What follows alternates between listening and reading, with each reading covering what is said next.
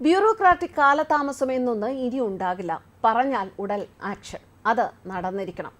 അമിത്ഷായുടെ നേതൃത്വത്തിൽ ഇനി സംസ്ഥാനത്തെ പോലീസ് സേനകൾ വളരെ നീറ്റാകും. ഭീകരവിരുദ്ധ നടപടികൾ കേന്ദ്ര ആഭ്യന്തരമന്ത്രി നേരിട്ട് ജില്ലാ പോലീസ് സൂപ്രണ്ടുമാരുമായി ഇടപെടും എന്നാണ് വാർത്തകൾ.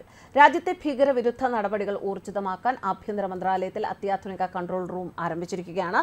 നിർണായക വിവരങ്ങൾ റിപ്പോർട്ട് ലഭിച്ചാൽ കേന്ദ്ര ആഭ്യന്തരമന്ത്രി അമിത്ഷാ തന്നെ നേരിട്ട് ജില്ലാ പോലീസ് സൂപ്രണ്ടുമായി ബന്ധപ്പെടും. തുടർ നടപടികൾക്ക് നേതൃത്വം നൽകും. അന്നേരം പിണറായി സർക്കാരിനോട് ചോദിച്ചിട്ട് ചെയ്യാം എന്ന് കേരളത്തിലുള്ള പോലീസുകാർ പറയുമോ എന്നാണ് ഇവിടെ ഉയരുന്ന ഒരു ചോദ്യം.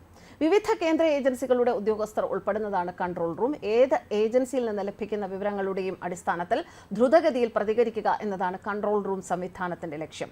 സംസ്ഥാന DGP, ജില്ലാ പോലീസ് സൂപ്രണ്ട് എന്നിവരുടെ ഓഫീസുകളുമായും വീഡിയോ കോൺഫറൻസിംഗ് സജ്ജീകരണം ഒരുക്കിയിട്ടുണ്ട്. IBയുടെ സംസ്ഥാന മേധാവിമാർ സംസ്ഥാന DGPമാരുമായി ദൈനംദിന ബന്ധം പുലർത്തും. ജില്ലകളിലും IB ഉദ്യോഗസ്ഥൻ ജില്ലാ പോലീസ് സൂപ്രണ്ടുമായി നിരന്തരം ആശയവിനിമയം നടത്തും. സംസ്ഥാന പോലീസിനും ഏജൻസികൾക്കും ലഭിക്കുന്ന വിവരങ്ങൾ ബന്ധപ്പെട്ട സംസ്ഥാനങ്ങളെയും കേന്ദ്രത്തെയും അറിയിക്കാൻ ബ്യൂറോക്രാറ്റിക് കാലതാമസം ഉണ്ടായിരുന്നത് മാറ്റും. അടിയന്തര സാഹചര്യങ്ങളിൽ ജില്ലാ പോലീസ് സൂപ്രണ്ടുമാർക്ക് നേരിട്ട് രാജ്യത്തെ ഏത് ജില്ലാ പോലീസ് സൂപ്രണ്ടിനെയും വിളിച്ച് വിവരങ്ങൾ കൈമാറാൻ അധികാരമുണ്ടാകും. വീഡിയോ കോൺഫറൻസിംഗും സാധ്യമാകും. സംസ്ഥാന ഭീകരവിരുദ്ധ സേനകൾക്കും ഇന്റലിജൻസ് വിഭാഗങ്ങൾക്കും ഇതേ തരത്തിൽ വിവര കൈമാറ്റം സാധ്യമാകും. സൈബർ പോലീസിന് ലഭിക്കുന്ന രഹസ്യ വിവരങ്ങൾ തത്സമയം കേന്ദ്രത്തിലെയും മറ്റ് സംസ്ഥാനങ്ങളിലെയും ബന്ധപ്പെട്ട ഉദ്യോഗസ്ഥരിൽ എത്തും. ഭീകരർക്ക് രക്ഷപ്പെടാൻ സമയം കിട്ടരുത്. അതിനു മുൻപ് അവരെ വലയിലാക്കാനാണ് ഈ പദ്ധതി ഒരുങ്ങുന്നത്.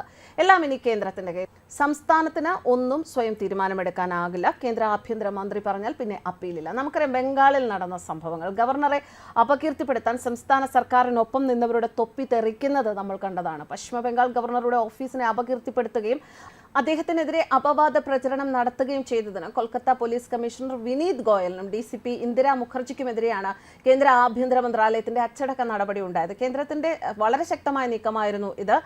ഗോയലിനെയും Kolkata police deputy commissioner central Indira മുഖർജിയും കുറിച്ച് പശ്ചിമ Bengal governor CV Anand Bose June അവസാന ആഴ്ച ആഭ്യന്തരമന്ത്രിക്കൊരു റിപ്പോർട്ട് സമർപ്പിച്ചിരുന്നു. ആ റിപ്പോർട്ടിന്റെ അടിസ്ഥാനത്തിലായിരുന്നു ഈ നടപടിക്ക് തുടക്കം കുറിച്ചത്.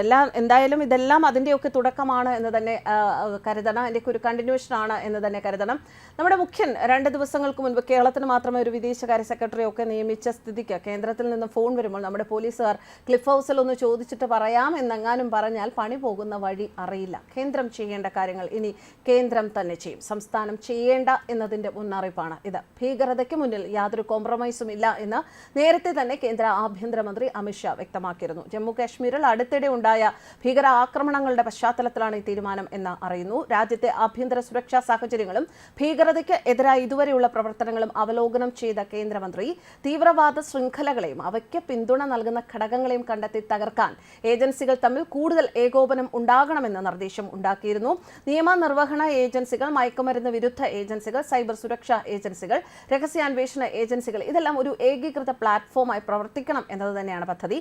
ദേശസുരക്ഷയുമായി ബന്ധപ്പെട്ട ഏജൻസികളിൽ ഊർജ്ജസ്വലരായ സാങ്കേതിക വൈദഗ്ധ്യമുള്ള യുവ ഉദ്യോഗസ്ഥരുടെ ഒരു സംഘത്തെ രൂപീകരിക്കും. ഭീകര ശൃംഖലകളെ തകർക്കാൻ സഹായകമായ നൂതന സാങ്കേതിക വിദ്യകളായ ബിഗ് ഡാറ്റ, AI അനലിറ്റിക്സ് തുടങ്ങിയവ ഉപയോഗിക്കാനും അദ്ദേഹം നിർദ്ദേശം നൽകി. വേഗത്തിലുള്ള കൂടുതൽ കാര്യക്ഷമമായ നടപടികൾക്ക് ഇത് സഹായകമാകുമെന്നും അമിത്ഷാ ചൂണ്ടിക്കാട്ടി. News desk കർമാനസ്.